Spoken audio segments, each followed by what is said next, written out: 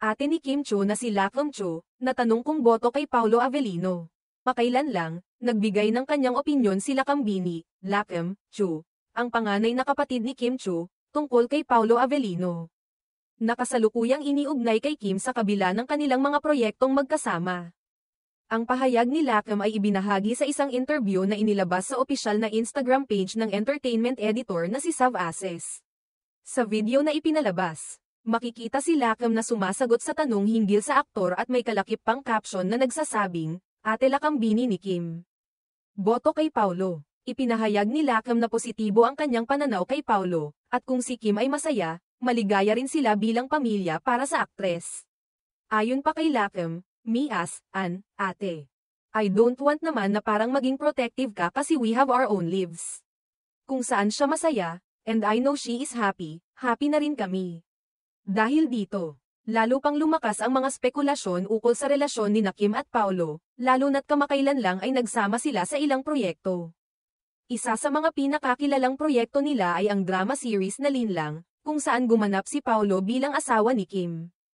Ang kanilang chemistry sa serye ay naging usap-usapan at nagsilbing batayan ng mga haka-haka tungkol sa kanilang personal na buhay. Ang pahayag na ito ni Lakem ay nagpapakita ng suporta at malasakit niya para sa kanyang kapatid, Kim, at isang patunay na bilang pamilya, mahalaga sa kanila ang kaligayahan ni Kim.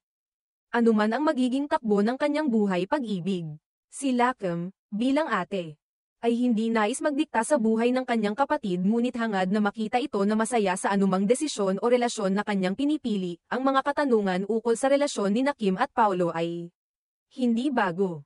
At sa tuwing sila ay nakikita o napapabalita sa media, ang tanong ng isang posibleng romantikong relasyon ay laging sumisulpot.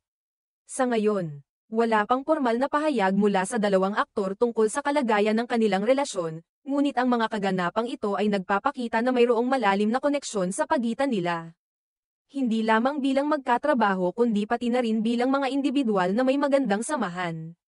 Samantala, ang mga taga-suporta ni Kim at Paulo ay patuloy na nagmamasid at naghihintay ng mga susunod na hakbang mula sa dalawang aktor. Ang kanilang mga tagahanga ay nasa sabik malaman ang tungkol sa tunay na estado ng relasyon ng kanilang mga idolo at kung ano ang kanilang mga susunod na proyekto.